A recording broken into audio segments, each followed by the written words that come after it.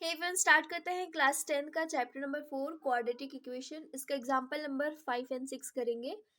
Example number 5 में क्या given है, find the roots of the quadratic equation 3x square minus 2 root 6x plus 2। बहुत important है। देखो हम कैसे करते हैं, इसको हम क्या करेंगे, स्प्लिट करेंगे किसको, मिडल टर्म को। तो हम इसको कैसे सॉल्व करते हैं, तो लास्ट वाला नंबर चेक करना और जो एक्स स्क्वायर के साथ नंबर है वो चेक करना, इन दोनों को मल्टीप्लाई करना, 2 3 जा कितना हो जाएगा, 6 हो जाएगा। हमने लिखा अब हमें क्या करना है, एडिशन करने पे, एडिशन ये वाली लास्ट वाली साइन चेक करना, एडिशन करने पे कितनी आनी चाहिए, 2 रूट 6 आनी चाहिए, है ना। तो अभी हमें मल्टीप्लीकेशन करने पे 6 आए और एडिशन करने पे कितना आए, 2 रूट 6 आए। तो जब भी रूट देखो, रूट 6 हमें चाहिए ही, तो हम क्या इस 6 को ऐसा नहीं लिख सकते रूट 6 मल्टीप्लीकेशन में रूट 6, क्योंकि मुझे आंसर रूट 6 में चाहिए। अगर मैं इसको स्प्लिट भी करूंगी तो 3 और 2 में बन जाएगा, तो रूट 6 आने की पॉसिबिलिटी नहीं है। तो मेरे पास क्या ही चांस है, तो 6 को मैं क्या लिख सकती हूँ, रूट 6 और रूट 6 लिख सकती हूँ।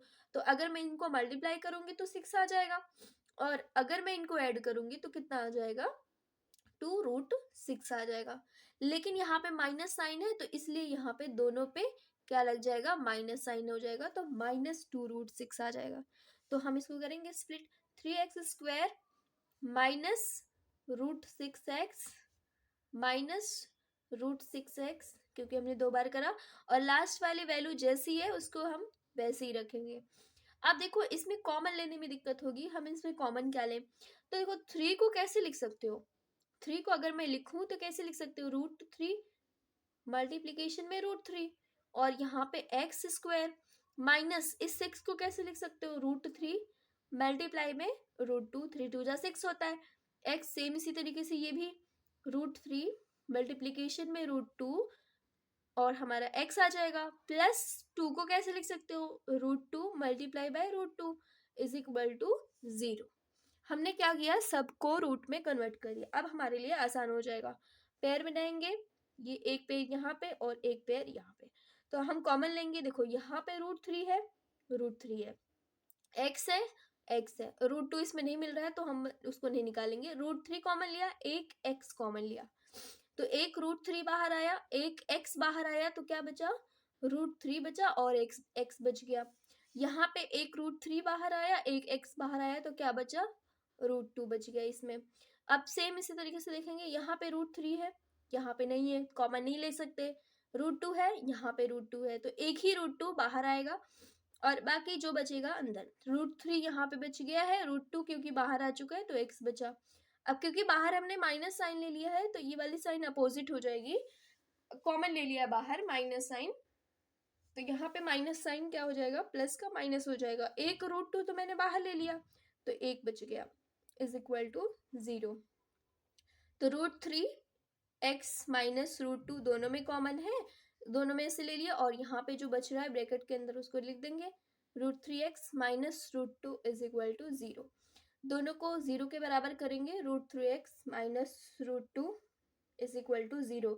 अगर आप ध्यान से देखोगे तो ये दोनों वैल्यू क्या है, सेम है, रूट 3 एक्स और माइनस रूट 2। तो यहाँ से हमें जो रूट मिल रहा है वो कितना मिल रहा है, 2 बार मिल रहा है, वो भी रिपीटेड मिल रहा है, दोनों सेम है, तो एक ही बार हम निकाल लेते हैं। तो यहाँ से रूट 3 एक्स माइनस रूट 2 है, तो इधर जाएगा ब्रैकेट के दूसरी साइड में, तो रूट 2 हो जाएगा, और x की वैल्यू चाहिए तो रूट 2 अपॉन ये आ जाएगा नीचे रूट 3, ये हमें x की वैल्यू निकल के आ गई। 2 फैक्टर हो जाएंगे, 2 रूट्स हो जाएंगे, कौन से, रूट 2 अपॉन 3, इसको क्योंकि ये दोनों पे रूट लगा हुआ है तो हम इसको इस तरीके से भी लिख सकते हैं, रूट 2 अपॉन 3, ये हमारा आंसर हो जाएगा। ओके, नेक्स्ट क्वेश्चन करेंगे। नेक्स्ट क्वेश्चन जो गिवन है वो हम अगर देखेंगे तो जब हमारा चैप्टर स्टार्ट होता है तो इंट्रोडक्शन वाले पार्ट्स में ही ये क्वेश्चन दिया था।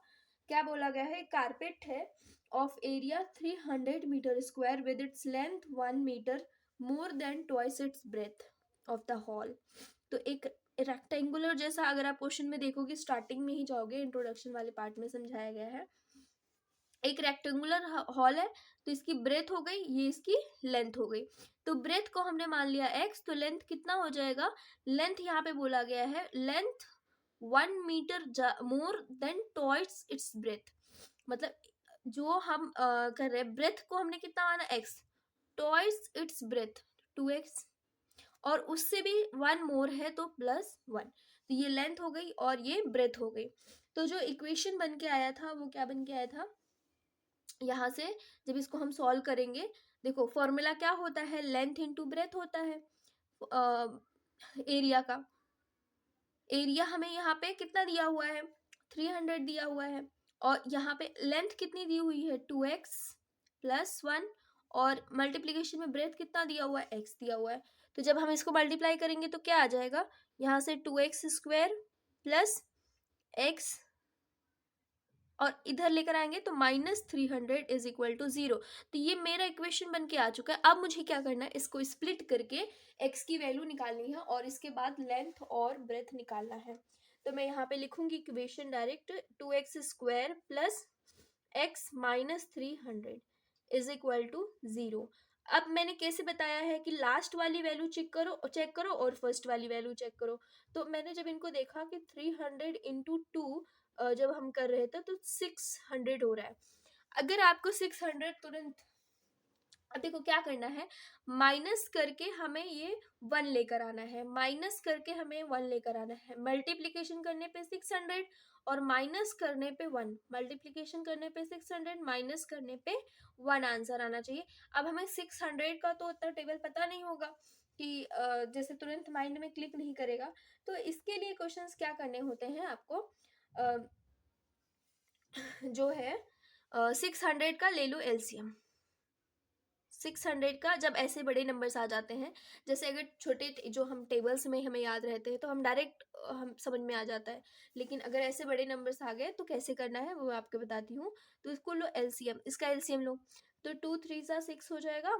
यहाँ पे फिर से 2 से कट करेंगे, 300 का आधा कितना, 150, ठीक है, फिर से 150 का आधा 75।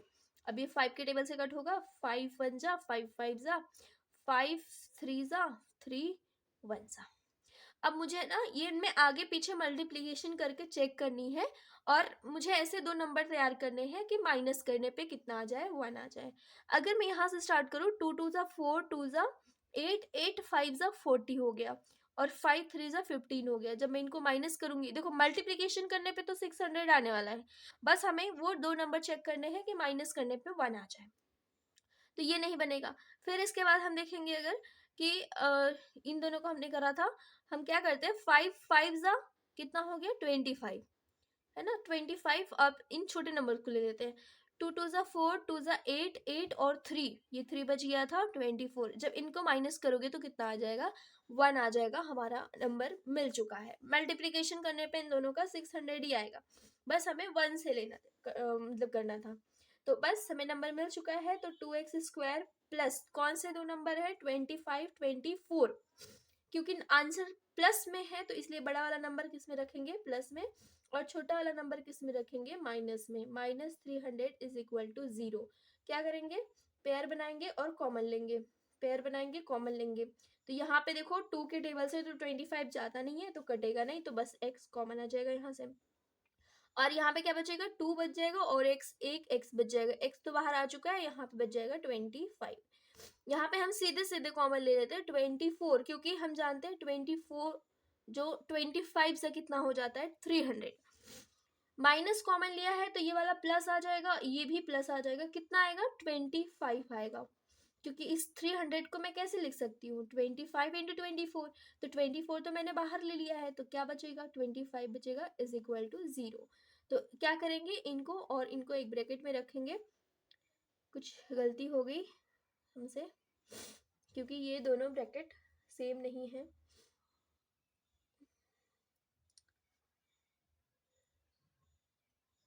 यहाँ पे कुछ तो गलती हो रही है, x -24 और 2x प्लस 25।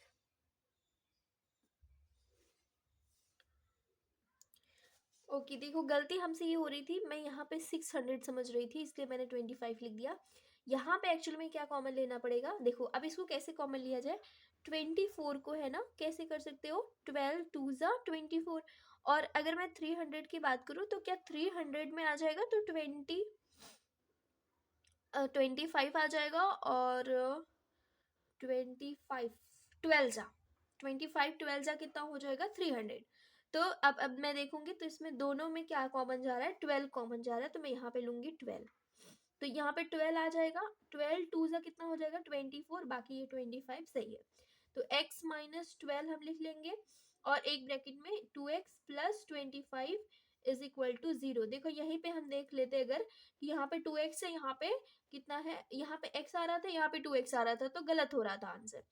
तो x minus 12 is equal to 0। तो x की वैल्यू कितनी आ जाएगी, 12, एक वैल्यू 12 आ गई।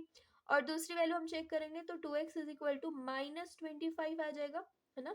इसको 0 के बराबर करेंगे तो x की वैल्यू कितनी आ जाएगी, -25/2। देखो कभी भी जो ब्रेथ लेंथ ये सब होती है वो नेगेटिव नहीं होगी, तो हमारी कौन सी वैल्यू हो जाएगी, x इज इक्वल टू 12। तो ये हमें क्या मिलके आ गया है, ये ब्रेथ मिलके आ गया है, x इज इक्वल टू 12। तो लेंथ कितना हो जाएगा, लेंथ हमने क्या माना था, 2x प्लस 1। तो यहाँ पे बस वैल्यू पुट कर देंगे, तो 2 12 प्लस 1 24, और 1 कितना हो जाएगा, 25 मीटर हो जाएगा, क्या लेंथ हो जाएगा, लेंथ और ब्रेथ दोनों निकल चुकी है।